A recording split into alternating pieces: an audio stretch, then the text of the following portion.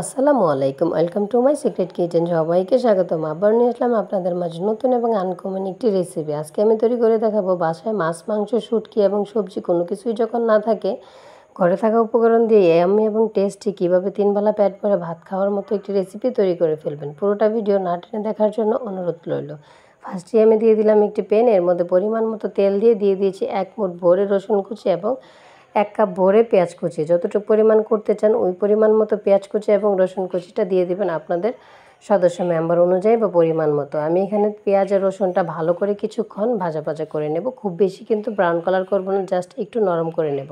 আর এই রেসিপিটাতে মাংসের যা যা মশলা আছে সব কিছুই কিন্তু এই রেসিপিটাতে লাগবে। কিছুক্ষণ ভাজা হয়ে যাওয়ার পর এখানে দিয়ে দিলাম 3 থেকে 4টি গোটা এলাচ, 2 টুকরো দারচিনি এবং একটি তেজপাতা।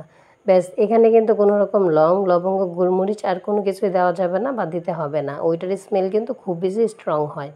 আবারও এই গোটা মশলাগুলো দিয়ে পেঁয়াজের সাথে বেশ কিছুক্ষণ ভাজা ভাজা করে নিচ্ছি। যদিও তেলের পরিমাণটা কম মনে হচ্ছে, পেঁয়াজটা যখন নরম হয়ে যাবে তখন তেলটা বেরিয়ে আসবে। এই পর্যায়ে দিয়ে দিলাম এর মধ্যে 2 চা চামচ রসুন বাটা, 1.5 চা চামচ আদা বাটা। রসুনের পরিমাণটা কিন্তু এই রান্নাতে যত বেশি দেওয়া যায় রান্নার টেস্ট কিন্তু ততই ভালো আসে। যখন বাসায় কিছুই থাকবে না তখন কিন্তু এই রেসিপিটা বানিয়ে বাসায় সবাইকে একদম খাইয়ে মন পেট দুইটাই ভরিয়ে ফেলতে পারবেন এই রেসিপিটা করে। সব কিছু ভাজা ভাজা করে নেওয়া হয়ে গেলে এখানে আমি 1 চিমটি পরিমাণ দিয়ে দিলাম জিরার গুঁড়ো। জিরার গুঁড়োটা অপশনাল, অল্প একটু দিলেই চলবে, খুব বেশি কিন্তু দেওয়ার কোনো প্রয়োজন নেই। তো আবারও সবগুলো উপকরণ আমি এটা যেহেতু পুরোটা মশলায় কষানোর সময় কোনো রকম পানি দিব না, একদম ভালোভাবে কাঁচা স্মেলটা যেন চলে যায়, একদম ভালোভাবে ভাজা ভাজা করে নেব। এই পর্যন্ত আমার ভিডিওটা দেখে থাকলে অবশ্যই একটি লাইক, কমেন্ট, শেয়ার এবং সাবস্ক্রাইব করে চ্যানেলটি বেল বাটনটি ক্লিক করে দেবেন। দিয়ে দিলাম আমি এখানে 1/2 চা চামচের মতো মরিচের গুঁড়া এবং 1/2 চা চামচের মতো ধনে গুঁড়া। মেন উপকরণ যেটা এখানে আমি হলদি লাড়ার মধ্যে দিয়ে দিব 4 চা চামচ ভরে টেবিল চামচের মতো করে একদম হলুদের গুঁড়া। এর উপকরণই হচ্ছে হলুদ। আমরা আঞ্চলিক ভাষায় এটাকে বলি হলদি লাড়া এবং আপনারা বলতে পারেন হলুদের ভর্তা, এটাও কিন্তু বলতে পারেন। স্বাদ মতো লবণ দিয়ে হলুদ, মরিচ, ধনিয়া সব কিছুর সাথে ভালো করে আমি মিক্সড করে নেব নাড়াচাড়া করে। এই পর্যায়ে কিন্তু পানি দিই নাই, মশলাটা কষানোর জন্য এখানে আমি অল্প একটু পানি দিয়ে ভালোভাবে কষিয়ে নেব। এই লাড়াটা কিন্তু স্মেলটা যেমন বেশি সুন্দর এবং খেতেও খুব বেশি ভালো লাগে এবং অবশ্যই ভাতটা যখন মাখাবেন এত সুন্দর একটি কালার আসে যা কিন্তু দেখে একদম ভাত, প্লেট, হাত সব কিছু একদম সুন্দর হলুদ একটি কালার হয়ে যায়। এই পর্যন্ত আমি কিন্তু পানি দিয়ে মশলাটা ভালো করে কষিয়ে নিয়েছি। আবারও দিয়ে দিলাম এখানে অল্প একটু পানি, মশলাটা এবং উপকরণগুলো যেন পারফেক্টভাবে সিদ্ধ হয়ে যায়। এটা কোনো রকম পানি কিন্তু এখানে আমি একটুও রাখবো না, পুরোটাই ড্রাই করে ফেলবো। এই পর্যায়ে পানি দিয়ে সব কিছু মিক্সড করে আমি ঢাকনা দিয়ে ঢেকে পুরোটা রান্না প্রসেসিংটা করে নেব।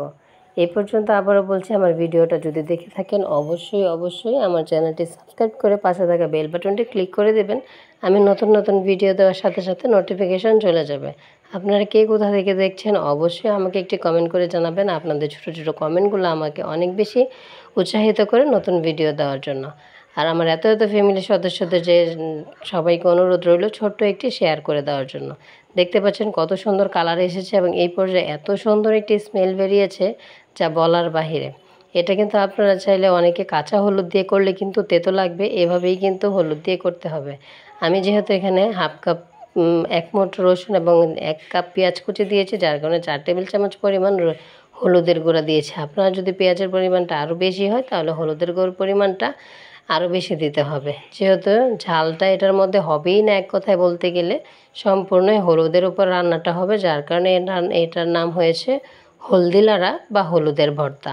যাই বলেন না কেন, এটা খেতে কিন্তু অসাধারণ। আমি এখনও ভয়েস ওভার দিতে দিতে আমার জিভে পানি চলে আসছে। আর সুন্দর একটি ফ্লেভার আসার জন্য একটি লেবু পাতা মাঝখান দিয়ে ফালি করে এর মধ্যে দিয়ে দিলাম, এতে করে এটার ফ্লেভারটা অনেক বেশি সুন্দর হবে এবং খাওয়ার সময় অনেক বেশি একটি সুন্দর একটি টেস্ট পাবেন। আবারও ভালো করে নাড়াচাড়া করে দেখতে পাচ্ছেন একদমই ড্রাই হয়ে গিয়েছে, পানিটা কিন্তু শুকিয়ে ফেলেছি।